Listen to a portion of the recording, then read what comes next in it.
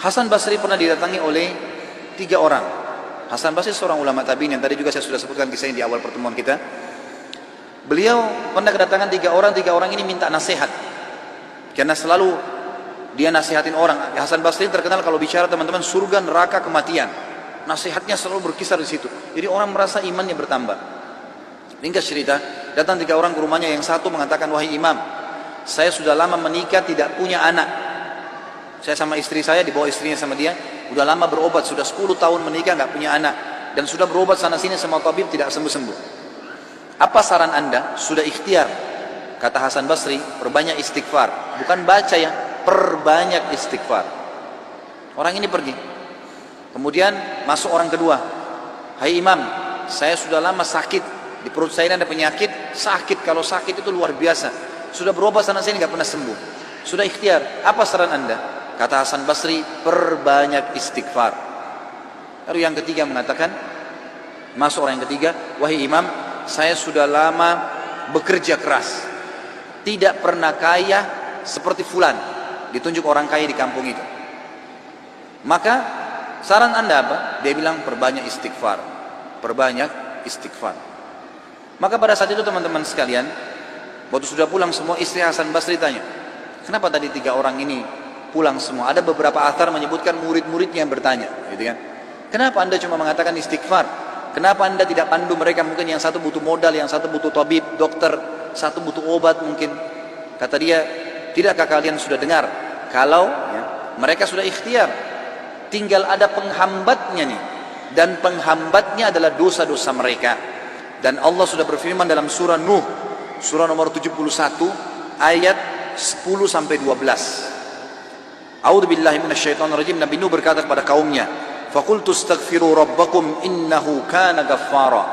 Aku berkata kepada mereka, Nabi Nuh berkata kepada kaumnya, istighfarlah kalian, mohon ampunlah pada Tuhan kalian, karena dia maha pengampun, dia suka kalau kalian tobat tuh. Ayat 10, ayat 11-nya, yursilis sama alaikum midrara.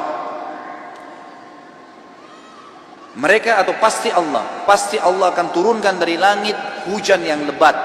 Dan kita tahu hujan adalah sumber kehidupan manusia. Makna letterletnya, makna tadabburnya adalah, makna tafsirnya, dia akan turunkan dari langit rezeki-rezeki yang midrar. Midrar itu bertubi-tubi. Ayat 12-nya, wa yumditkum bi amwalin wa banin wa yaj'al lakum jannatin wa yaj'al lakum anhara. Dan pasti dia akan memperbanyak buat kalian. Yumdit, mad ini artinya mendobelkan, melipat gandakan. Dan pasti dia akan melipat gandakan, menambahkan buat kalian keturunan, harta-harta, amwal dan keturunan. Serta dia akan melebatkan kebun-kebun kalian dan akan memperbanyak sungai-sungai kalian, sumber air kalian. Imam Ahmad rahimahullah pernah didatangi teman-teman sekalian oleh seseorang. Maaf, Imam Ahmad pernah di akhir hidupnya, ini kalau teman-teman yang pernah dengar kisahnya, maaf saya ulangi, karena memang berhubungan dengan poin ini. Pernah Imam Ahmad rahimahullah di akhir hidupnya dia tidak tahu kenapa dia harus mendatangi sebuah tempat. Lalu kemudian dia pergilah ke sana. Setelah dia tiba di kota itu, tiba waktu maghrib, dia masuk ke sebuah masjid, lalu dia sholat maghrib. Habis maghrib beliau duduk rahimahullah dengan membaca Al-Quran. Imam Ahmad ini kalau nggak salah meninggal tahun 240-an, tahun dari 4 imam madhabnya. Imam Ahmad rahimahullah masuk ke masjid, kemudian beliau duduk sholat maghrib, duduk mengaji sampai isya. Beliau sholat isya berjamaah karena tidak tahu kenapa datang ke kota itu. Lalu kemudian beliau ingin istirahat.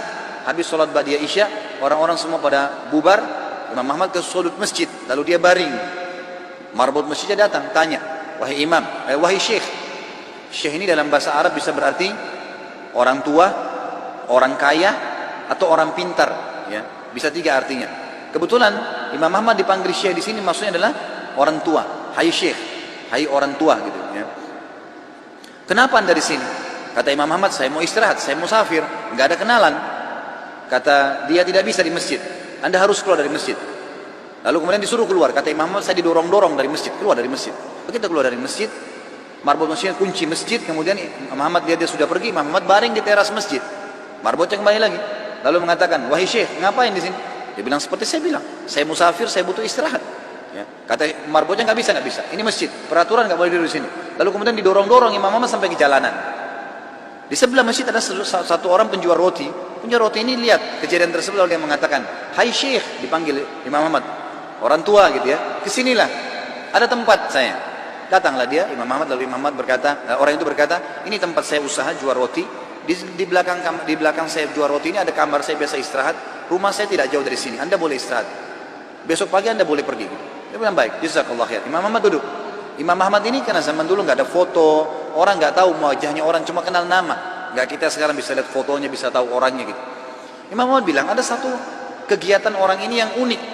Setiap kali orang ini pecahin telur, ambil gandum, ya, tepung, kemudian taruh garam, diaduk, selalu astagfirullah wa atubu ilaih, astagfirullah wa atubu ilaih, terus astagfirullah wa atubu ilaih, terus dia mengucapkan itu. Maka yang terjadi adalah Imam Ahmad bertanya, "Berapa lama kau amalkan ini? Sudah berapa lama kau amalkan?" Kebetulan Imam Ahmad ini di akhir hidupnya ya, sudah sangat tua. Orang ini juga seumur Imam Ahmad. Dia bilang, "Sudah lama, dari saya masih muda." Kata Imam Ahmad, "Apa hasilnya istighfarmu ini?" Dia bilang, "Semua yang saya minta sama Allah dikabulkan." Apa saja? Belum pernah saya minta sama Allah nggak dikabulkan. Tinggal satu yang sudah bertahun-tahun saya minta belum Allah kasih. Kata Imam Ahmad, "Apa itu?" Dia bilang, "Saya minta agar dipertemukan dengan Imam Ahmad." Maka Imam Ahmad bertakbir mengatakan, "Allahu Akbar." Karena istighfarmu inilah ya, Allah Subhanahu wa taala mengutus saya datang ke kotamu ini, dan saya tidak tahu kenapa saya datang. Karena istighfarmu lah marbot masjid melarang saya tidur di masjid dan saya didorong-dorong. Istighfarmu lah yang membuat kau menawarkan saya untuk datang dan nginap di tempatmu. Saya Ahmad bin Hanbal. Allah Azza wa Jalla datangkan Imam Ahmad ke rumahnya karena istighfarnya. Ini luar biasa. Kisah seorang ibu yang berada di wilayah Kashmir. Kisah belum lama terjadi. Ibu ini rupanya punya, kalau saya tidak salah, cucu atau ada anaknya perempuan kena penyakit tulang, sakit. Ibu ini selalu berdoa kepada Allah SWT sambil beristighfar, karena dia sudah bawa ke dokter di sekitar rumah situ, di sekitar kampungnya tidak ada, gitu kan? Nggak ada yang bisa tanganin. Mereka cuma bilang ada satu dokter ya yang mampu menangani ini, tapi di India. Dia di India dan dokter itu Muslim, ahli spesialis tulang. Cuma dia yang bisa. Ibu ini tahu dia tidak punya kemampuan uang beli tiket pesawat atau kendaraan, mau bayar dokter tidak mungkin. Maka ibu ini memperbanyak doa dan istighfar. Selalu istighfar kepada Allah, "Ya Allah, kalau ada dosa maafkanlah, sembuhkan anak ini. Ya Allah, pertemukan sama dokter itu, mudahkan supaya anak saya ini berobat." Ringkas cerita, dokter yang tadi jadi target ini keluar dari India, ada acara, dia naik pesawat melewati wilayah Kashmir tadi itu. Tiba-tiba pilotnya bilang, pesawat ini badai, lagi hujan deras, tidak bisa pesawat lanjut nih, harus turun di wilayah itu. Turunlah pesawat itu. Begitu turun, tiba di bandara, kata dokternya, "Saya harus, ini ada seminar, saya harus hadiri." "Berapa jauh dari sini?" Orang itu bilang, "Target Anda sekitar 4 jam dari sini." Kata dokter, "Baik, saya mau sewa mobil, ya, masih bisa keburu, gitu kan, masih sekitar 6-5 jam lagi acaranya, 5-6 jam lagi." Begitu dia sewa mobil, jalan sedikit dari bandara, ternyata ya, hujan makin keras. Kata supirnya, "Nggak bisa kita jalan. Kalau jalan ini paksa ini bisa kita dihancurin oleh badai." Kata dokternya, "Baiklah, kita istirahat." Mampir di pinggir, mampir ke sebuah rumah. Rumah itu rumah tua, rumah kayu. Lalu tabibnya ini, dokternya ini naik rumah itu, berteduh, ketuk-ketuk, ucapin salam, dijawab waalaikumsalam. Keluarlah seorang ibu. Lalu kemudian dokter ini bilang, "Maaf, kami ini musafir, hujan lebat, bisa berteduh di sini?" Kata ibunya, "Silahkan." Lalu ibunya itu mengambilkan minuman, dihidangkan minuman. Waktu sementara duduk di ruang tamu, anak perempuan si ibu ini lagi nangis-nangis kesakitan tulangnya. Ini ibu yang tadi sakit tulang.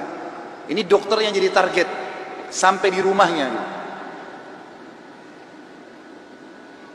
Lalu kemudian dia berkata, tabib ini, "Kenapa anaknya ibu?" Dia bilang, "Sakit tulang." "Kenapa kok sakit? Kenapa nggak dibawa ke dokter?" "Sudah, tapi kata dokter semua nggak bisa sembuh. Dan dokter yang bisa tangani cuma seorang dokter di India namanya Fulan." Disebutkan namanya dokter ini. Dokternya tiba-tiba nangis lalu berkata, "Segala puji bagi Allah Subhanallah yang telah mendatangkan saya ke rumah ibu. Saya ini dokter yang ibu sedang targetkan. Allah datangkan dokter itu ke rumahnya justru karena istighfar, karena doanya kepada Allah SWT. Tidak pakai biaya, malah dokter itu biayai gratis dan datang ke rumahnya." Seperti itulah, dan banyak ribuan kisah begini teman-teman.